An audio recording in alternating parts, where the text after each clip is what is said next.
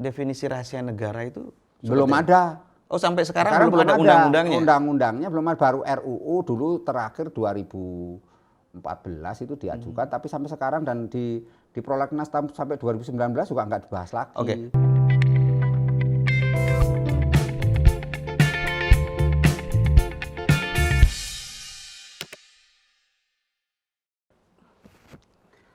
Assalamualaikum warahmatullahi wabarakatuh. Salam sejahtera bagi kita semua. Jumpa lagi dalam program Ngobras. Kali ini saya kedatangan seorang tamu yang kedua kalinya saya sudah ketemu dengan beliau. Beliau adalah anggota gugus tugas Badan Nasional Penanggulangan Terorisme, dan selain itu beliau juga ketua HBMI dan aktivitas lain. Nah, saya pada obrolan hari ini ingin mengangkat satu isu yang sekarang menjadi sebenarnya bukan isu penting, tetapi selalu digoreng-goreng menjadi isu penting, yaitu persoalan TWK atau tes wawasan kebangsaan. Walaupun beberapa aparat pegawai KPK ini sudah dilantik, namun bola dari persoalan ini terus menggelinding, nggak tahu kira-kira apa target yang ingin dicapai. Nah, saya tidak ingin lebih jauh berbicara soal itu, tapi hanya ingin mempertanyakan bagaimana sih sebenarnya posisi TWK tersebut. Nah, hadir di sini Dr. Trubus Rahardiansah. Selamat pagi, Pak. Ya, selamat pagi. Oke. Assalamualaikum warahmatullahi wabarakatuh. Waalaikumsalam warahmatullahi wabarakatuh. Selain sebagai anggota gugus tugas, kira-kira aktivitas Bapak di luar gitu ya, apa aja kira-kira, Pak? Ya, saya sebagai dosen Dosen di tetap Universitas Trisakti Fakultas Hukum. Fakultas Hukum. Oke. Dan itu saya sebagai tenaga ahli di Bareskrim untuk cyber, Bareskrim Polri. Tenaga ahlinya di bidang cyber, sosiologi hukum di cyber itu. Oke. Cyber, ya, jadi tiap hari ada di sana. Setiap hari masuk kantor polisi berarti, Pak ya? Iya, harus. Cuman kan karena kondisi Covid, jadi kita ahli cuma lewat Zoom rapat. Oh, lewat Zoom. Lewat Zoom. Oke, langsung ke persoalannya ini, Pak. Beberapa bulan ini, bahkan beberapa minggu ini, persoalan tes wawasan kebangsaan yang digelar oleh BKN dalam rangka alih fungsi pegawai KPK menjadi ASN itu semakin menemukan banyak persoalan. Seolah-olah banyak kesalahan-kesalahan yang dicari, mulai dari daftar pertanyaannya hingga terakhir adalah apakah TWK ini itu bisa dikonsumsi oleh publik. Nah, sebelum itu saya ingin bertanya dulu. Posisi TWK dalam prosedur penerimaan ASN itu memang adalah landasannya? Ada dalam dasarnya, di mana itu bagian dari seleksi kepegawaian. Jadi bagian rekrutmen. Kalau di Undang-Undang Nomor 5 tahun 2014 mengenai ASN itu kan juga ada proses namanya untuk menjadi ASN itu ada prosesnya. Nah, itu bagian dari mekanisme prosedur itu. Ada mulai rekrutmen, nanti tes kompetensi, ada tes macam-macam sampai ke wawasan kebangsaan di dalamnya. Oke. Sejauh mana tes wawasan kebangsaan bagi calon ASN, Pak, kira-kira?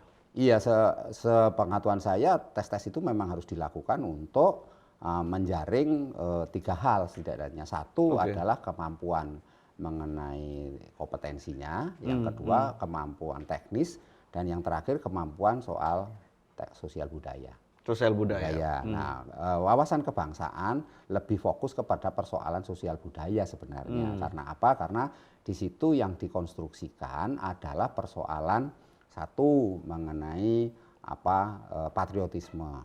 Jadi cinta tanah air. Cinta tanah air. Yang kedua tentang nasionalisme. Terkait juga bagaimana kita mencintai negeri kita sendiri. Yang terkait juga ada terakhir ketiga itu soal bela negara. Bagaimana kita membela negara kita dalam konteks ini berbangsa dan bernegara. Kemudian ada juga di situ terkait dengan sebenarnya lebih mengarah kepada ini hak-hak warga negara sebenarnya. Pemahaman terhadap hak warga negara. Jadi tujuannya itu. Ya. Bagaimana melihat kesadaran diri calon itu terhadap wawasan kebangsaannya. Iya, wawasan kebangsaannya. Karena di situ kan pengertian wawasan kebangsaan ini selain yang disebutkan tadi ada persoalan yang sangat sangat krusial, yaitu mengenai wawasan tentang wawasan Nusantara, ya, geopolitik, geostrategis, mengenai ketahanan nasional, ya termasuk di dalam mengenai hak-hak siswa yang disebut kewarganegaraan, civil society itu. Tetapi juga ada yang lebih kritis lagi sebenarnya bisa dimasukkan seperti ya kayak pendidikan anti korupsi atau hal-hal yang berkait dengan ini apa filosofi. Jadi filosofi itu seperti apa public civility, ya, kesantunan publik, hidup yang beretika kan itu kan bagian dari itu semua. Itu wawasan kebangsaan namanya. Kalau menguji apakah seseorang itu berpotensi terpengaruh paham radikal atau tidak, itu kira-kira masuk bagian dari pengukuran wawasan kebangsaan atau tidak, Pak? Iya, itu bagian dari wawasan kebangsaan. Karena apa? Karena keterpengaruhan seseorang itu sangat apa namanya istilahnya itu mempengaruhi bagaimana dia dalam hal melaksanakan tugas pokok dan fungsinya. Kalau dia seorang birokrasi atau seorang ASN, maka kan dia harus tugasnya adalah melayani masyarakat. Ya, jadi di dalam PP 11 itu tentang apa kepegawaian manajemen ASN, itu kan dia tugasnya memang melayani gitu loh. Jadi karena melayani publik, melayani masyarakat, maka disinilah kemudian keterpengaruhan yang bersangkutan terkait hal-hal yang bersifat apa namanya kepublikan, bersifat apa namanya ideologi, bersifat yang namanya ya ketatanegaraan, kemudian lainnya menyangkut apa struktur sosial masyarakat, ya dia harus paham semua. Dan itu bagian dari yang harus diketahui. Yang harus diketahui. Wajib diketahui selain ada persoalan tauhid keagamaan, itu kan udah melekat karena ada sesuatu yang sifatnya sudah melekat. Misalnya soal keagamaan, ya itu kan sudah otomatis. Soal berbaut etnisitas kesukuannya sendiri, dia juga harus menyadari. Nah, ada lagi ya yang terkait dengan ini sebenarnya apa namanya ya domestik dirinya sendiri, artinya kayak keluarganya kan otomatis nggak perlu diomong, harus sudah tahu dong istri saya siapa, anak siapa ya kan. Itu juga bagian dari informasi penting. Penting gitu. Nah karena itu biasanya hal-hal seperti itu karena ini sifatnya menyangkut apa namanya pribadi ya kan, istilah bahasa kerennya itu data pribadi gitu ya, data pribadi, maka kan tidak berhak orang lain untuk mengetahui terlalu jauh karena itu sudah menyangkut ranah privat. Ranah pribadi ya, karena iya dong, karena saya masa ingin tahu saudara punya tanah berapa, ya kalau wajar tanah rumah anakmu berapa ya sudah wajar sampai di situ saja titik. Tapi kan apa itu perlu juga nggak perlu juga kan gitu. Artinya yang saya tahu ya ini Pak Malik gitu aja sudah cukup kan. Pak Malik bekerja di sini, bahwa anaknya siapa, anaknya anak keluarga siapa, dia dari keturunan mana, itu bukan urusan ini gitu, bukan kewenangan saya untuk tahu. Kepo amat kita urusan ini gitu ya. Ya. Saya berangkat begini, kita santai aja Pak. Iya. Banyak dari pertanyaan itu kalau yang berkembang di media itu memang seolah-olah kata orang tidak berkaitan dengan wawasan kebangsaan. Saya kira begini, apakah wawasan kebangsaan itu parameternya, terus pertanyaan, daftar pertanyaannya itu juga sangat ditentukan. Anak SD mungkin tentu ditanya tentang sila keberapa, ya kan? Hafal Pancasila atau tidak. Tapi kalau tes wawasan kebangsaan itu memang mengukur kesadaran, Pak. Iya, dia memang mengukur pada namanya kan istilahnya itu andragogi. Kalau pedagogi itu pendidikan yang tingkatnya untuk anak SD, SMP, SMA. Kalau mereka sudah sarjana atau mereka sudah dianggap dewasa ya namanya andragogi. Apa itu, Pak? Andragogi itu pendidikan khusus mereka yang sudah kategori sudah dewasa. Jadi pertanyaannya sudah bersih. Kalau ilmu hukum diajarkan pada anak SMP, SD ya kelenger. Ilmu hukum hanya diajarkan kepada mereka yang sudah kategori andragogi. Maka disebut pendidikan andragogi karena di awal disebut apa namanya minderjarah itu sudah cukup umur gitu. Ya, jadi nalarnya sudah bisa memahami. Karena apa? Karena manusia itu atau individu lah, bahasa individu itu punya tahapan-tahapan di mana kemudian tahap pada saat dia anak-anak, saat dia remaja, saat dia dewasa, saat dia sudah tua itu berbeda-beda. Dalam hal apa? Dalam hal pemahamannya terhadap diri dan lingkungannya. Nah, kalau misalnya SD ya diri lingkungannya hanya SD. ya segitu lingkungannya, mungkin tahu hanya sekitar kampung dan sekolahnya. Tapi kalau mereka SMP sudah di atasnya lagi, dia sudah tahu saya kota mana saya tinggal, di mana saya ini, orang tua saya kerja di mana, sudah tahu. Level pengetahuannya sudah meningkat. SMA sudah tahu, oh saya hidup di Indonesia, saya ini ada teman saya yang agamanya Kristen, ada teman saya yang agamanya Islam, ada yang dari Batak, ada yang Hindu, ada yang Buddha. Dia udah tahu nih SMA. Nah kalau sudah perguruan tinggi namanya andragogi, itu jauh lebih dari aturan-aturan apa yang harus ditegakkan. Misalnya kalau saya bertemu dengan yang berbeda dengan saya, ya saya harus menghormati, harus toleransi, harus menunjukkan ya rasa kasih sayangnya. Jadi pertanyaannya pun akan lebih sulit, atau bahkan kata orang bahkan terkesan pilihan-pilihan dilematis yang harus disampaikan juga bagian dari untuk mengetahui wawasan kebangsaan. Iya, wawasan kebangsaan itu, karena gini kan persoalannya pada kesadaran itu kan dikaitkan kan 3 hal, ya kan, attitude, ya kan, sikapnya, kemudian knowledge, pengetahuannya, dan practice. Nah, kan praktis ini kan tindakannya. Nah, jadi ketika dia nanti bertindak, tentu kan sangat dipengaruhi oleh knowledge, attitude-nya itu. Nah, jadi kita bertindak. Kalau orang sikapnya sudah tahu, ya saya tahu di sini namanya BKN, ya saya tentu bersikap di sini mengikuti aturan prosedurnya, kan gitu yang ada di sini. Ya kalau Bapak nanti di tempat saya di Trisakti, ya Bapak harus tahu bahwa ini kampus di Trisakti, attitude-nya seperti ini. Nah ini kan sesuatu yang kemudian praktiknya atau prakteknya sehari-harinya harus mengikuti struktur yang berlaku di situ. Nah struktur itu kan ada, struktur itu bisa aturan, bisa norma, bisa hal-hal yang sudah menjadi keumuman di satu tempat itu.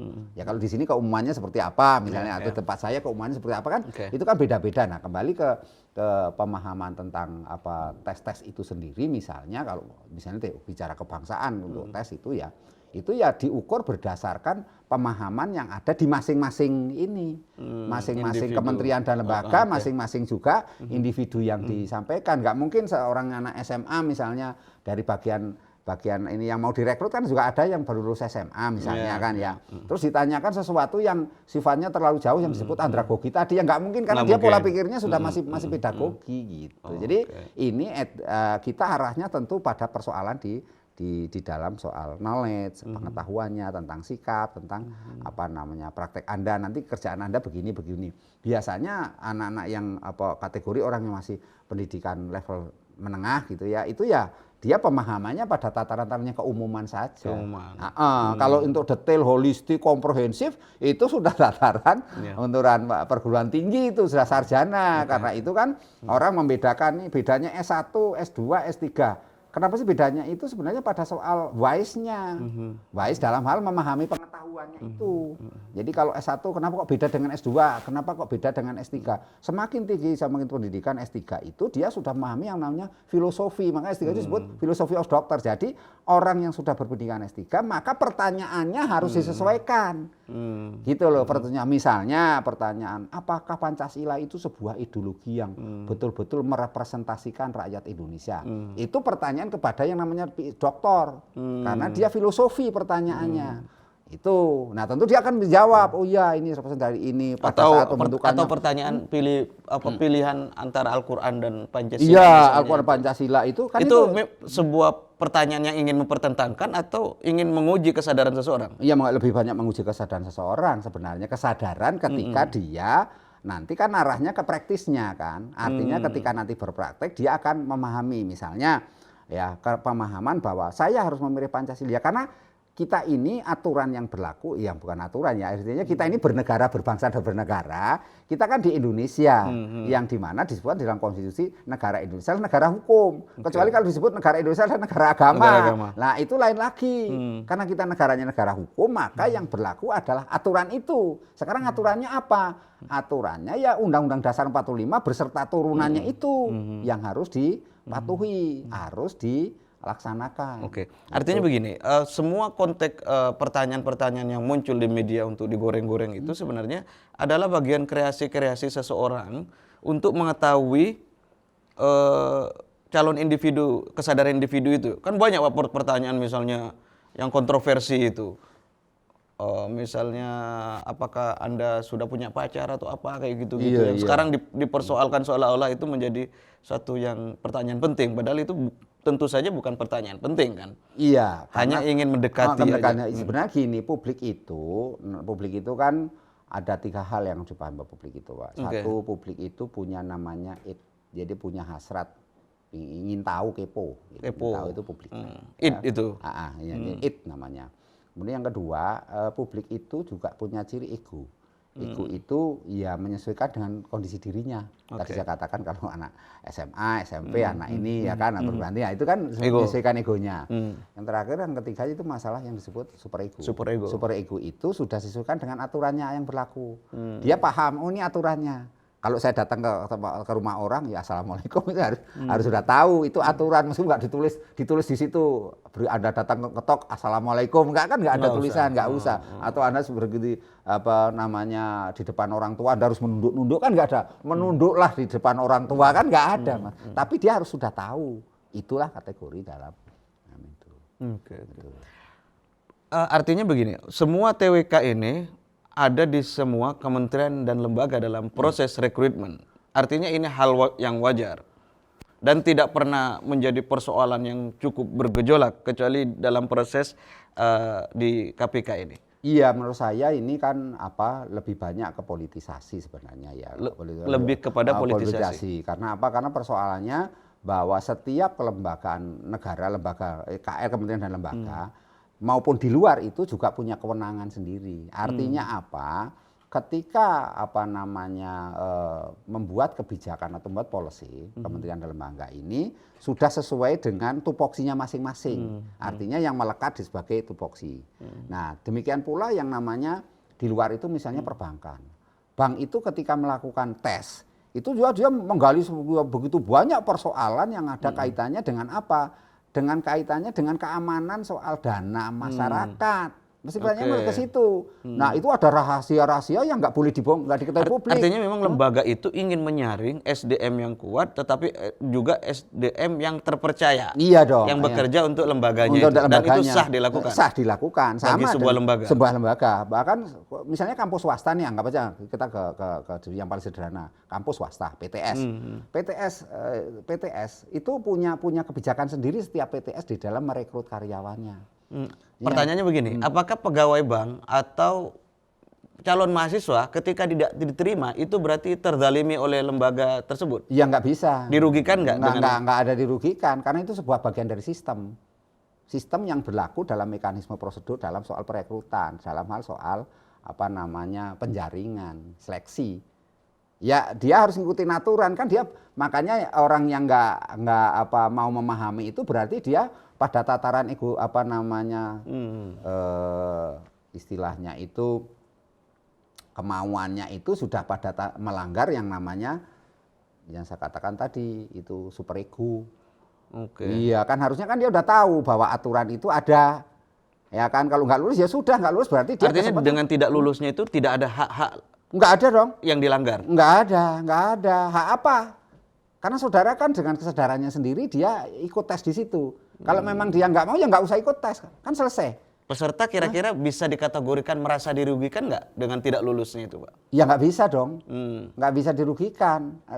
Pertanyaannya ruginya rugi di mananya? Ya karena apa?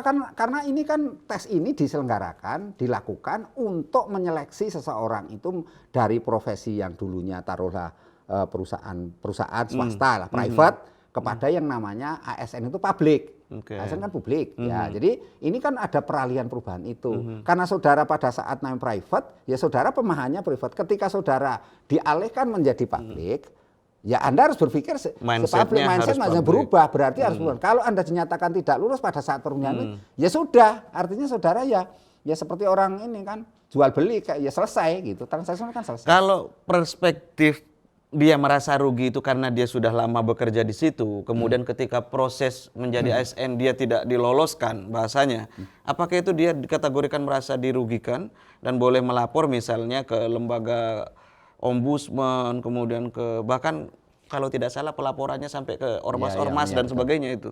Iya, menurut saya sih sebenarnya nggak ada yang dirugikan kan selama dia bekerja di situ, ketika dia KPK itu dalam posisi sebagai lembaga private, lembaga yang independen otonom ya, Ya. otonom independen, maka dia kan sudah mendapatkan hak-haknya. Memang di situ dia nggak digaji, memang di situ dia nggak diberikan hak-hak yang lainnya, kan diberikan. Oke. Nah, ketika sekarang dia lembaga ini dirubah menjadi lembaga menjadi milik negara, maka milik pemerintah. Walaupun sebelumnya milik negara. Walaupun milik negara, tetapi kan udah beda. Kalau ini kan pegawainya, statusnya. karena undang-undangnya beda, Mak. Kalau yang ini undang-undangnya mengacu pada undang-undang ketenagakerjaan, undang 13.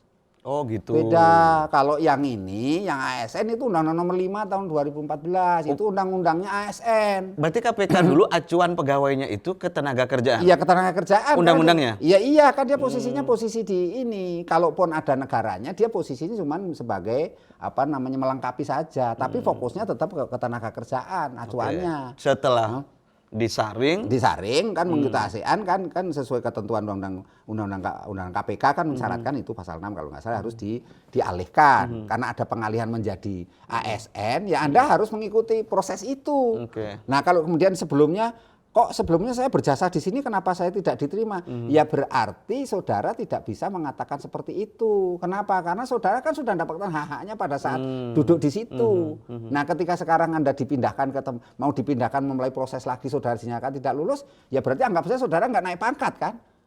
Ya kan orang naik pangkat. Misal kalau orang kenapa saya nggak naik pangkat lah? Ya nggak bisa saudara nggak naik pangkat karena nggak memenuhi kriteria yang sudah ditentukan itu ditetapkan. Kalau opininya yang dibangun bahwa tanpa mereka yang tidak lulus ini KPK akan lumpuh?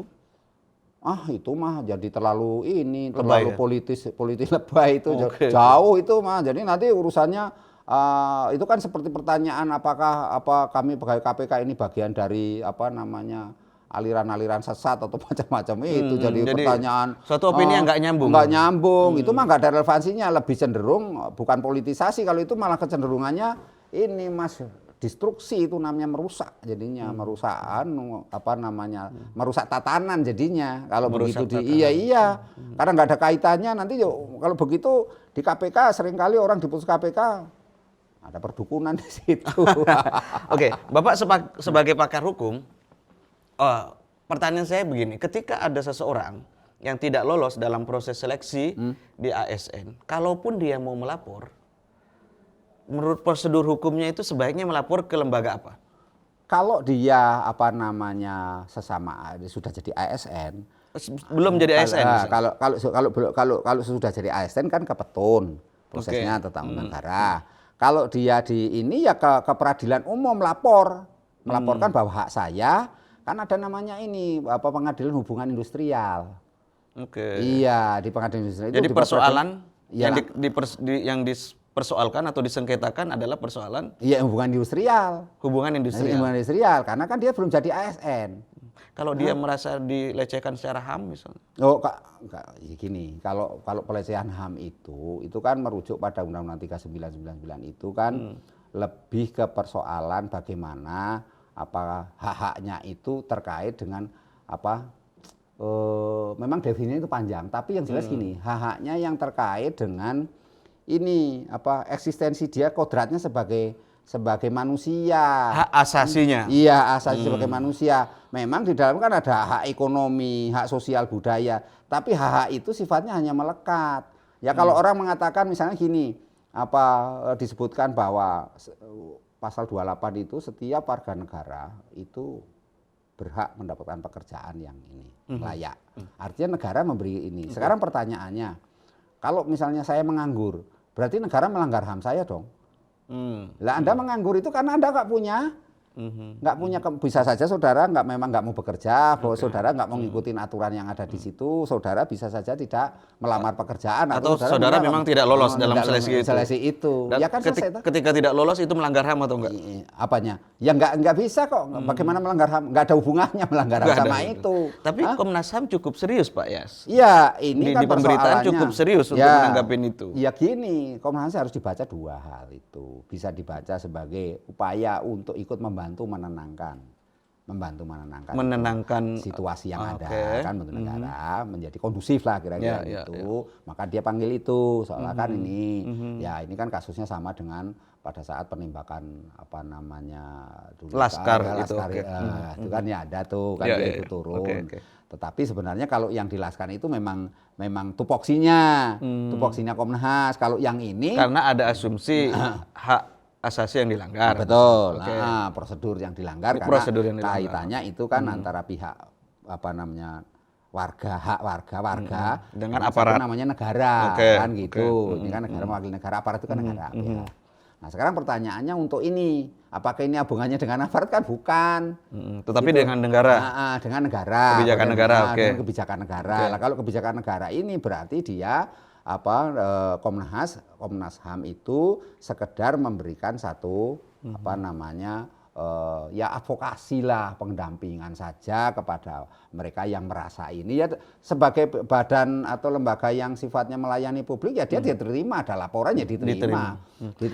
Saya takutnya nanti semua calon ASN yang tidak lolos lapor Iya, Komnas HAM itu gimana itu, Pak? Itu yang harus diantisipasi. Artinya ketika Komnas HAM itu sampai ikut apa namanya istilah cawe-cawe, ya kan, cawe-cawe, ini yang menjadi masalah. Karena apa? Karena kemudian nanti semua orang yang tidak hanya di ini yang dikhawatirkan, tidak hanya Maksudnya bukan hanya di ASN, di ASN gitu. nanti di luar juga semua orang Yang juga nggak lolos seleksi pegawai bank lapor lapor ini nggak lulus jadi dosen di suatu perguruan tinggi terus dia lapor ya udah jadi bubar semua masa teranya begitu Saya kan takutnya gitu. jadi komisi pembelaan Pembelaan pencari ini. pekerjaan Nah, itu ya. karena itu satu maka bacaan satu. Yang kedua bisa saja dimanai Komnas ini juga ada kepentingan-kepentingan lain kan persoalannya kan kalau Kepentingan lain apa itu kira-kira? ya mungkin kepentingan politik kepentingan ini kan bisa saja karena kan persoalannya ini kan harus kita bisa memisahkan Komnas HAM dalam pengertian institusi dan Komnas HAM dalam pengertian oknum, artinya personaliannya. Individunya. Lah kita kan nggak tahu nih, harus dipisahkan. Ya tentu semua orang kan melekat ketika saya sebagai dosen Trisakti ya saya melekat sebagai orang Trisakti kan melekat karena saya masih dosen. Tetapi kalau ketika saya udah nggak jadi dosen Trisakti ya saya nggak bisa mengatakan saya dari Trisakti kan otomatis udah lepas. Itu kan sesuatu yang jabatan itu kan melekat. Cuman di Indonesia ini kan sering ada kekacauan berpikir, kekacauan situasi. Misalnya orang jabatan itu kan harusnya sudah selesai ketika orang itu nggak menjabat. Tapi kan ada orang yang mengatakan itu seolah jabatan yang dulu itu sama masih membayangkan berhalu bahwa jabatan itu selama-lamanya dia terima post power syndrome itu. Dia selalu merasa berkuasa, merasa berwenang, merasa ini. Nah, jadi apa yang dilakukan Komnas HAM tidak semuanya negatif juga enggak. Itu ada sisi-sisi positifnya yang harus kita ini karena itu sebenarnya ini juga menjadi potret di mana kemudian ketika melakukan seleksi ASN itu harus betul-betul mempertimbangkan secara ini kehati-hatian lah. Gitu. Jadi sebenarnya prinsip cuma prinsip kehati-hatiannya aja itu. Tapi perlu diingat bahwa memang masyarakat kita ini semenjak terdampak COVID ini ada suasana kebatinan yang berubah, Mas. Mudah panik. Ya, mudah panik. Yang keduanya mudah emosi, kemudian frustasi. Mudah terpapar hoax, ujaran kebenciannya tinggi, mudah hasut. Itu secara psikologi sosial memang kayak gitu, Pak. Ada begitu dan mudah sekali melakukan merendahkan entah itu agama lain, entah bahasanya penodaan atau menista orang menghina agama lain. Jadi luar biasa ini pengaruh dari corona ini bukan hanya kesehatan ini pengaruh psikis ini, jadi kebatinan masyarakat itu. Memang ini nggak bisa diukur, ukurannya apa? Ukurannya ya begitu ada masalah sedikit langsung meledak. Gitu ya. Iya, kalau preman di Tanah Abang Priok ditangani ya. Tangan begitu ditangani, tempat saya meletup. Setelah itu kan muncul ada namanya efek domino kan. Makanya efek domino harus ditangani lagi supaya tidak menimbulkan rangkaian yang lebih lanjut kan gitu. Oke, sekarang ini Pak, ada satu persoalan lagi. Apakah TWK itu berikut daftar pertanyaan-pertanyaannya dan hasilnya atau pengukurannya itu bagian dari dokumen rahasia negara atau tidak menurut Bapak? Kalau itu kan merupakan evaluasi ya, dari evaluasi hasil evaluasi yang dilakukan oleh lembaga. Nah, lembaganya ada ada BNPT, ada KPK, ada macam-macam. Ya itu hasil-hasil itu dapat dikategorinya sebenarnya rahasia negara. Karena apa rahasia negara? Karena ini kan persoalan kalau dibuka itu dampaknya berbahaya. Karena apa itu mengatur dokumen pribadi, menyangkut membuka pribadi si calon itu tadi gitu loh. Jadi adalah hak negara.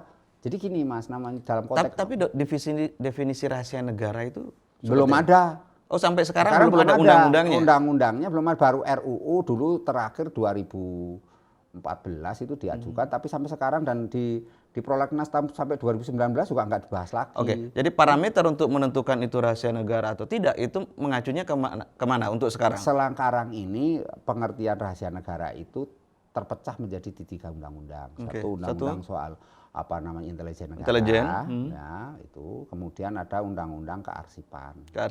Yang ketiganya undang-undang itu keterbukaan informasi. KIP, keterbukaan informasi publik. Masih tercecer di sana. Nah, karena itu sebenarnya kan dari dulu selalu kita mendorong supaya dibentuklah namanya undang-undang rahasia negara, sehingga ada batasan yang limitatif, batasan yang rigid, batasan yang ketat jelas.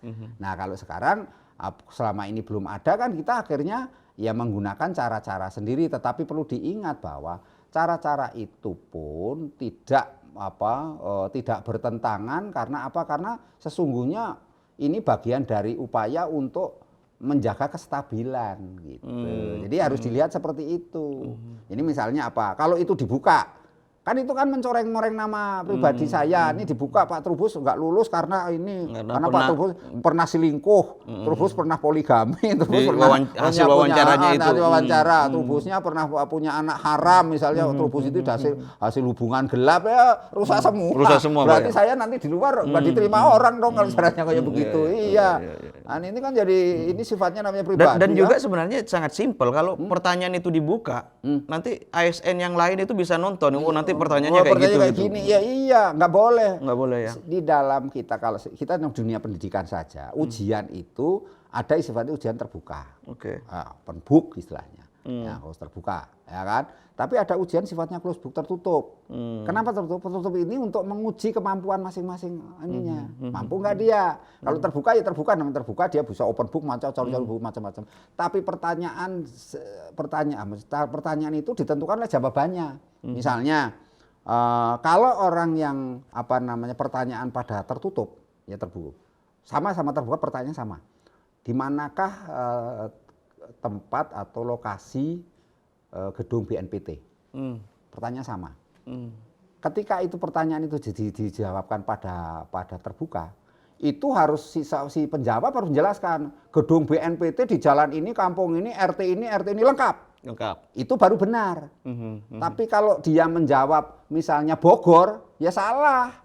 Dia menjawab Sentul, salah. Otomatis sebelum itu di Jakarta salah, apalagi di sana lebih salah lagi. Nah, bagaimana kalau tertutup? Ada nilainya. Kalau ini otomatis sudah ada nilai 0 itu 0. Kalau yang terbuka. Kalau yang tertutup masih ada nilainya. Pertanyaan misalnya dijawab dia Bogor. Oh ya, ada nilai. Sentul, nilainya sekian. Kan ada peringkatnya. Ini 3, 4, 5 kan gitu. Yang terendah misalnya dia jawab misalnya di Kendari misalnya, ya itu kasih aja nilai karena sebagai buah pemikiran kan, meskipun salah tapi dia telah menuangkan gagasan pemikiran pada saat itu. Nah itu namanya ujian tertutup, Mas. Nah sekarang pertanyaan untuk TBK ini kan sifatnya tertutup. Lah kalau itu tertutup berarti dia segala sesuatunya sifatnya close, tertutup. Nggak boleh dibuka. Nanti kalau dibuka sama dengan kayak mahasiswa kamu dibuka nilai kamu 40 yang 50. Ya jadi masalah kok Pak, saya nilainya cuma 40 sih Pak, saya yang 60. Ya nggak termasuk boleh. Daftar pertanyaannya. Ya daftar pertanyaannya. Daftar pertanyaannya pun nggak boleh untuk ini karena setiap orang kan beda-beda. Kan sesuai dengan ini. Kalau kuliah itu memang ada namanya istilahnya karena satu kelas, satu angkatan, satu kelas pertanyaannya sama untuk satu kelas. Tapi kan jawabannya beda-beda. Artinya begini, BKN sebagai penyelenggara tes asesmen itu dia berhak mengatakan itu sebagai dokumen rahasia. Oh iya, itu sah dilakukan. Sah dilakukan bahkan dari sebuah negara. Karena itu kan karena gini yang dipertimbangkan, kalau kita orang sosiologi hukum itu harus dilihat dampak dari sosiologinya itu, Pak. Kalau itu kemudian dibuka nanti semua yang terkait dengan tes-tes itu, tes-tes apa rekrutmen karyawan, rekrutmen semuanya nanti dibuka semua, Dibuka tidak semua, hanya ya. UASN, nanti swasta dibuka semua. Ya harus swasta perusahaan yang ngamuk semua, nggak ada yang mau nanti. Saya kenapa saya tidak diterima menjadi apa kerja di PT kalau Pertamina BUMN, di PT apa gitu PT lah. Nanti harus dibuka semua, Anda harus mempertontonkan sejauh mana saudara ini. Ya nggak bisa. Ya, kadang dalihnya itu adalah keterbukaan informasi publik. Apakah hasil atau daftar dari pertanyaan TWK itu bagian dari kepentingan publik untuk diketahui? Ya bukan dong. Kan dia itu jadi pengertian apa dalam informasi publik itu kalau informasi yang boleh diakses itu itu menyangkut hal-hal yang sifatnya memang tidak dirahasiakan atau memang diperbolehkan untuk dibuka. Tapi kalau sifatnya itu menjadi dilarang, kan di situ kan ada pengecualian, termasuk ini dikecualikan. Lah kalau di bagian dari pengecualian kan disebutkan di situ misalnya di pasal 17 itu disebutin misalnya satu. Pasal 17 undang-undang apa? Undang-undang ini apa nama informasi KIP, publik, oke. KIP. Itu kan disebutkan tuh banyak sekali tuh. Yang boleh dibuka. Yang boleh dibuka dan yang nggak boleh dibuka misalnya itu juga disebutin gitu. Nah kalau misalnya ada hal lain misalnya di situ tidak disebutkan, terus kita masuk yang mana? Ya kalau nggak misalkan ya itu masuknya di policy kebijakan kan. Nah kan tidak semua semua aturan terus ngatur semuanya kan nggak juga. Yang penting yang pokok-pokoknya saja gitu. Jadi menurut saya sih itu apa yang dilakukan oleh BKN, dilakukan oleh lembaga-lembaga lain yaitu bagian dari rahasia. Kan lah kalau begitu nanti bank punya rahasia sendiri, terus rahasia bank dibuka dong rahasia banknya itu. Coba saya ingin tahu rekening sampean berapa. Saya datang ke bank bisa nggak? Nggak bisa. Yang bisa meminta rekening Anda harus ada lembaga resmi. Banknya tahu itu lembaga resmi namanya aparat penegak hukum karena untuk kepentingan penyidikan, penegakan hukum baru diberikan kan. Itu pun juga harus hati-hati banknya, nggak mau membuka terlalu banyak. Gitu. Misal ditanya ini berapa hari dalam sehari dia mentransfer uangnya, berapa hari perputaran di rekeningnya dia. Kan nggak mau membocorkan banknya, nggak mau. Tetapi kebijakan untuk menetapkan hasil TWK dan daftar pertanyaan TWK ini adalah rahasia negara itu masing-masing lembaga mempunyai. Iya, sama-sama mempunyai dong. Karena kan sifatnya ada yang sifatnya sudah diatur dalam undang-undang. Ya, ada yang sudah diatur dalam undang-undang. Undang-undang itu mengatur untuk sifatnya nasional ke umum. Nama istilahnya itu generalis, ya. Generalis itu general, umum. Tapi ada yang sifatnya itu kan khusus, ad hoc khusus. Yang namanya spesialis ya spesial gitu ya, artinya ini spesial memang khusus untuk tes wawasan kebangsaan dalam rangka pengalihan pegawai KPK kepada yang namanya ASN. Itu kan khusus berlaku itu. Ya sudah itu sifatnya dianggap ini merupakan dokumen negara. Ya udah itu dokumen negara. Ya memang dokumen negara karena itu proses untuk menjadi pegawai negara. Gitu loh. Tetap itu berkaitan dengan publik. Ya semua terkait dengan publik, tetapi kan publik ini ada batas-batasan. Kan publik tidak semuanya dibuka semua dong. Ada batasan-batasan yang boleh diketahui publik, ada batasan yang tidak diketahui oleh publik. Sekarang pertanyaan, kalau itu berupa tes-tes itu tetap bukan bagian dari publik. Itu bagian dari policy si lembaga itu. Jadi nggak berhak dong publik untuk tahu, untuk kepo. Coba tesnya isinya apa saja, berapa pertanyaannya. Ya nggak boleh, sama aja orang dipanggil di pengadilan. Pengadilan ditanya kamu dipanggil penyidik. Kamu ditanya berapa ini pertanyaan, paling kan dia jawab cuma umum doang. Pengacara juga ngomong paling bilang ada 40 pertanyaan dia dalam BAP misalnya. Ada BAP, tapi pertanyaan sekitar ini, tapi jawabannya apa kan dia nggak boleh membocorkan. Kalau kan BAP rahasia. memang tidak boleh membocorkan, Pak ya? Iya nggak boleh. Ya. Iya, itu kan sama. Kan haknya kepolisian untuk membuat BAP itu tertutup.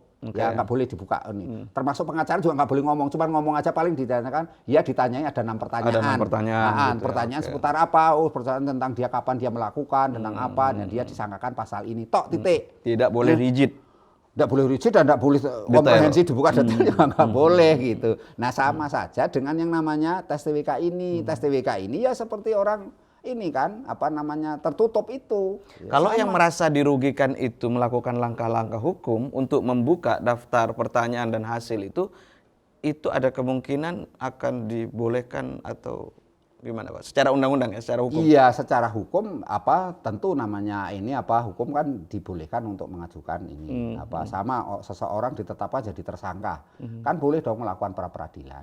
Oke. Iya kan? Ya kemana pra peradilan ya dilakukan kepada PN, ajukan aja ke PN. Nah, sama aja ini kan gitu. Kalau misalnya saya merasakan ini ya diajukan aja kalau merasa ini, tetapi kan persoalannya kepada siapa dia mengajukannya?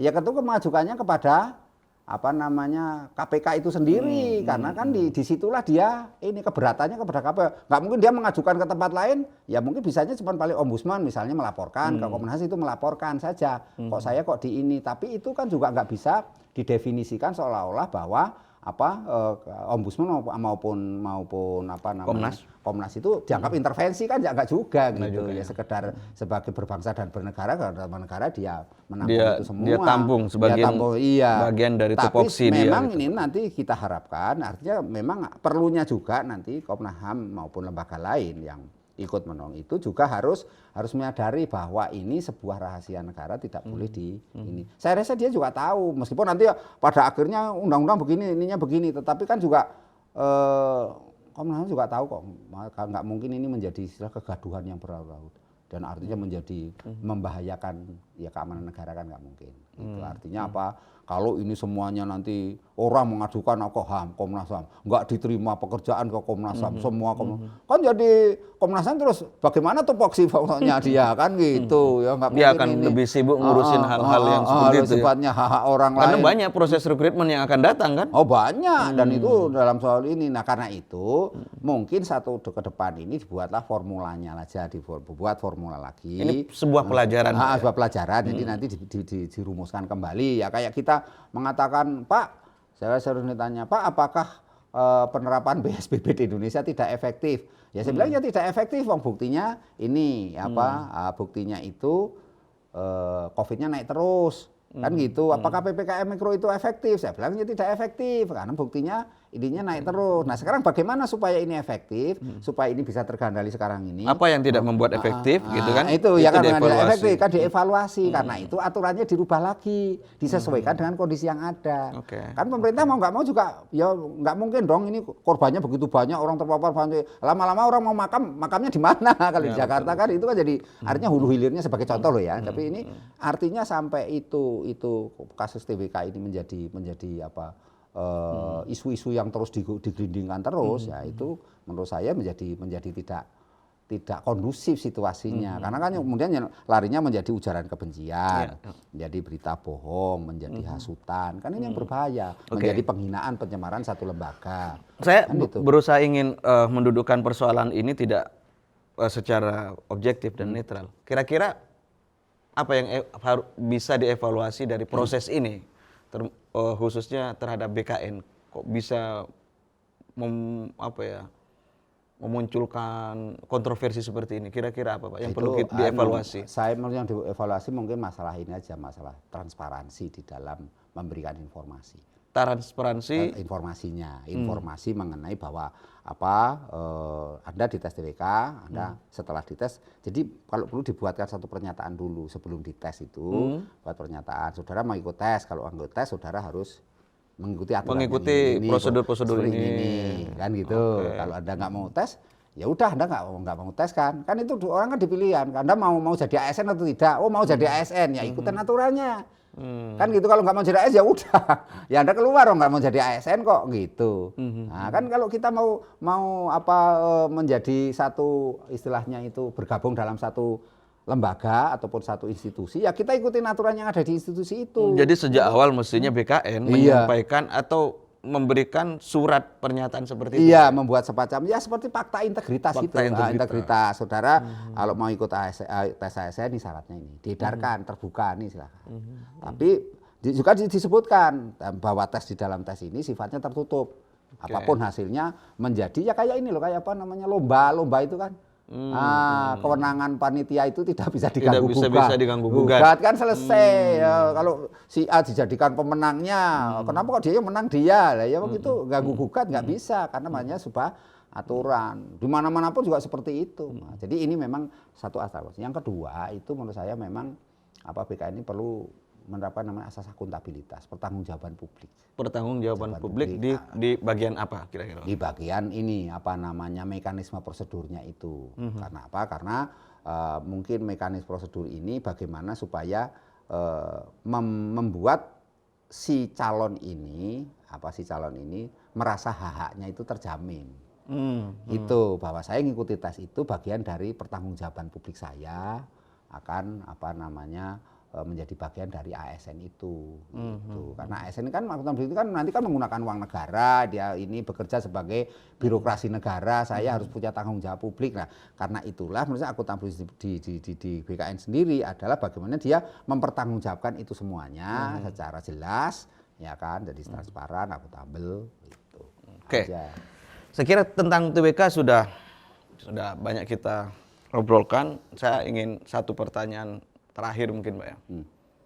Bapak juga aktif di gugus tugas tokoh agama BNPT.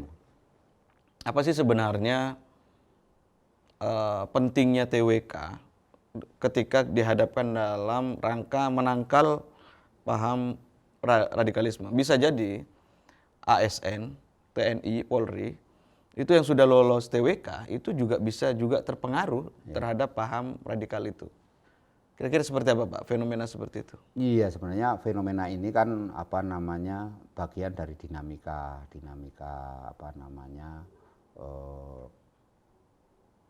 kalau menurut saya sih bukan dinamika, tapi dinamika dari individu ya, individu perorangan. Jadi perubahan-perubahan yang terjadi di dalam keorangan itu seseorang itu. Karena apa? Karena sesungguhnya kalau tadi kita bicara mengenai tes TWK itu bagian dari kompetensi sosial budaya. Kan kompetensi kan tidak tiga tadi, ada kompetensi teknis, kompetensi manajerial, kompetensi sosial budaya. Nah, TWK ini masuk di sosial budaya lah gitu kira-kira.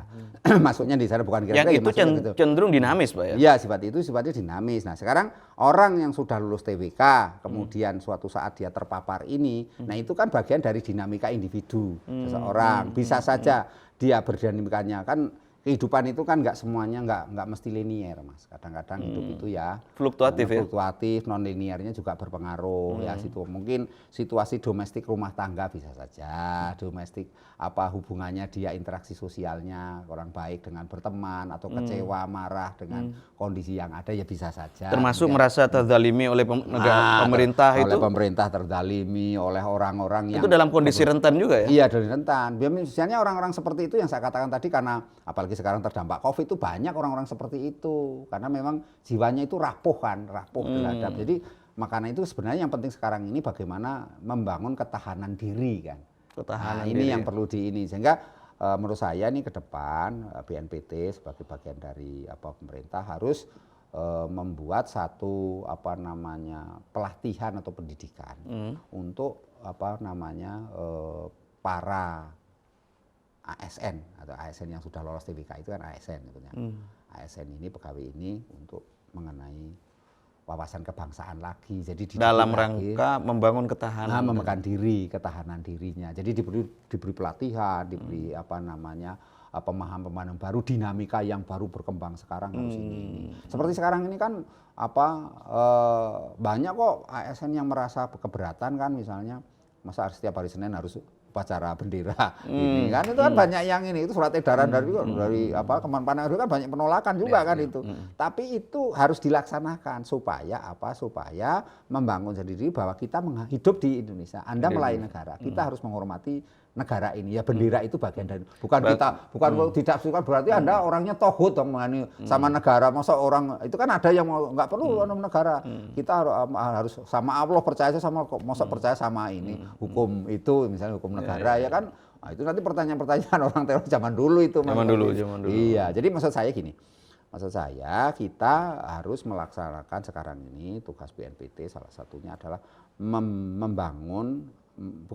memperkuat jati diri para ASN, termasuk di dalamnya tokoh-tokoh agama juga, ASN lah kan gitu, itu untuk memahami tentang dinamika yang ada, dinamika terkait dengan radikalisme, terkait dengan gelombang ideologi baru, terkait dengan ini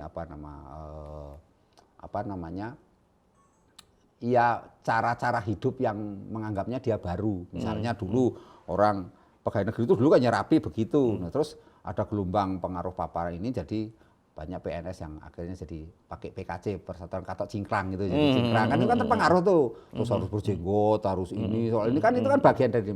Nah, itu tetap boleh, tetapi saudara harus tetap bahwa ini adalah Indonesia. Itu jati dirinya dibangun bahwa saya orang Indonesia, saya Pancasila, saya apapun orang agamamu, apapun agamamu, kamu mau pakai cingkrang nggak, mau berjenggot nggak, mau apa, itu adalah tetap kamu saya meyakini. Sehingga saya dalam memberikan pelayanan tidak lagi yang namanya diskriminatif, tidak lagi mendasarkan pada syarat, tidak lagi yang namanya memprioritaskan atau memberikan privilege tertentu kepada pihak lain. Saya atas nama netralitas negara. Itu mestinya yang perlu dibangun, Pak ya. Sekarang harus dibangun. Harus karena dibangun, itu dikuatkan lagi. Nah, jadi menurut saya sekarang BNPT itu menjadi lembaga yang menurut saya terdepan dalam hal melakukan penguatan jati diri ASN. Gitu. Walaupun sudah lulus TWK. Oh iya, itu pokoknya itu walaupunnya itu sudah nggak dibuang, pokoknya harus jati dirinya ditekanin kamu ini. Karena ada juga yang katanya dosen Pancasila wawasan kebangsaan juga kadang nggak lolos juga. Banyak yang nggak lolos yang terpapar kayak gitu aja kok, saya juga tahu. Oh, tahu saya kan. Banyak juga, Pak ya? Ada, saya kan dosen. Walaupun dia ngajar Pancasila. Dia ngajar Pancasila, banyak. Kan seperti orang mengatakan gini aja kan, ya susah juga ya.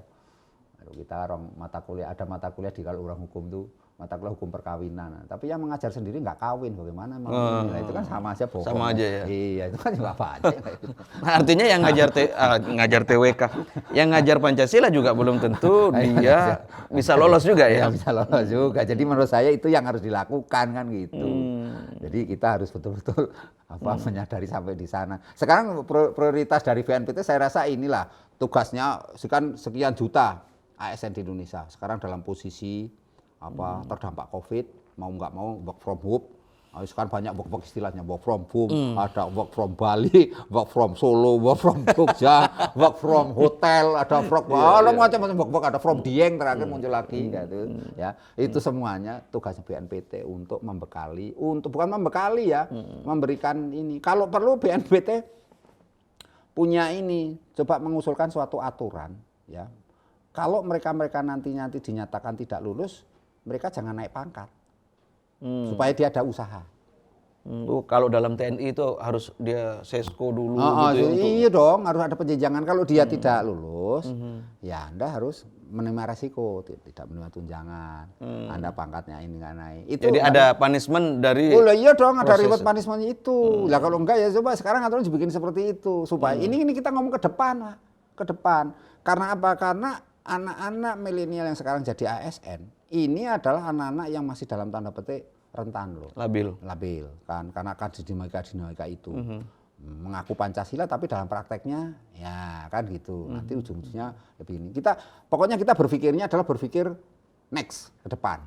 Ya kan, berpikir ke depan. Jika berpikir progresif bahasanya. Progresif. Jadi coba satu itu melakukan pendidikan, kedua juga melakukan buatlah aturan kalau memang berkoordinasi dengan ini berkoordinasi dengan Menpan RB tentunya. Menpan RB yang berkoordinasi dengan ini ya kalau nanti ada minta aja peraturan presiden kan bisa.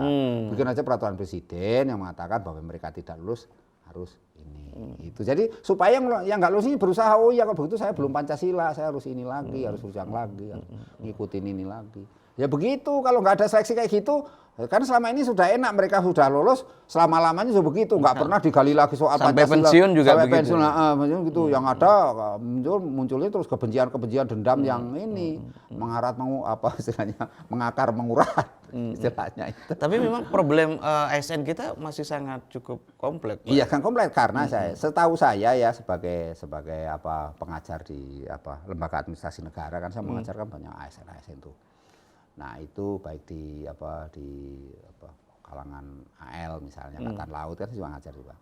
Nah itu saya pahami memang hal-hal ini perlu ditekankan kembali gitu. Jadi hal-hal yang sifatnya inilah situasi dinamika perubahan yang terjadi. Ya, jadi pemahaman itu sehingga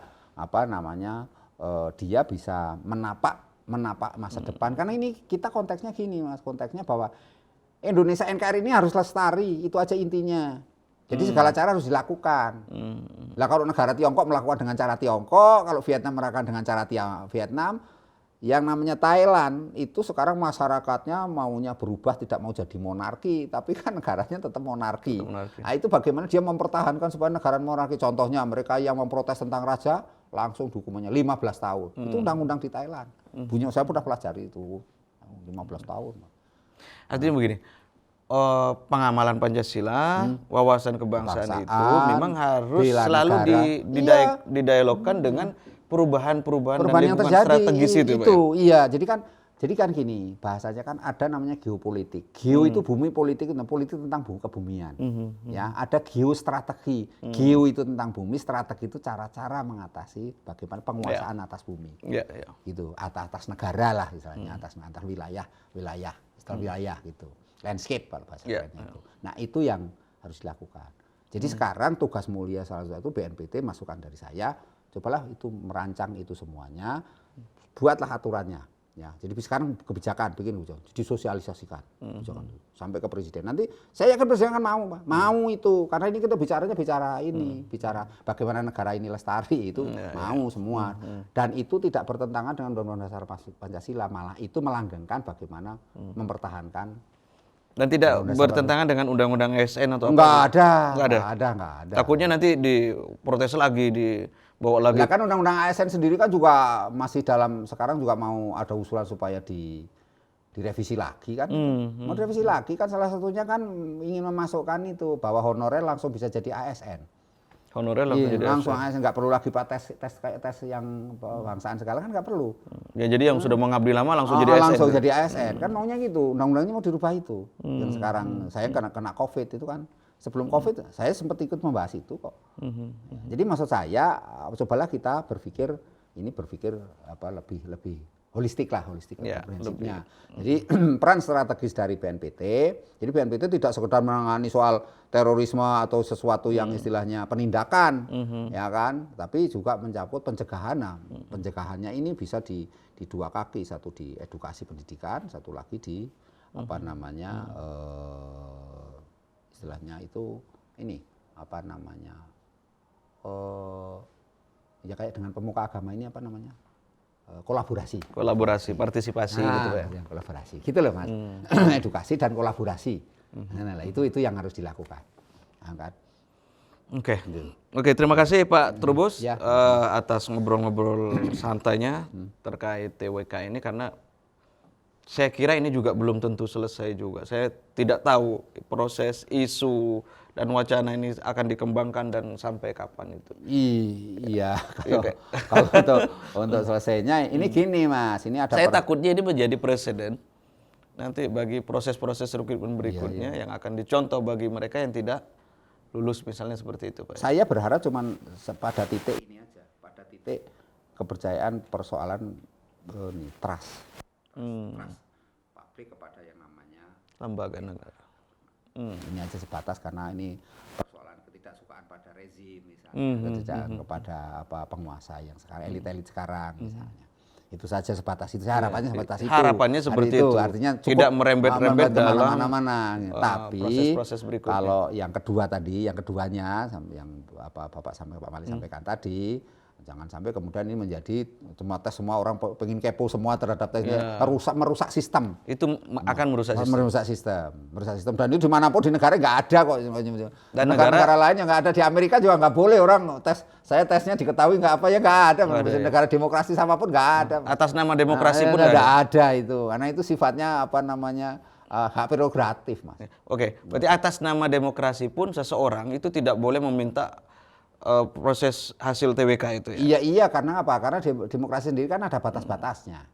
Iya, kan ada batasnya. TWK itu kan sesuatu yang sifatnya tes kompetensi, soal mapping kompetensi seseorang, kesadaran diri dan integritas, wawasan ini kan itu kan.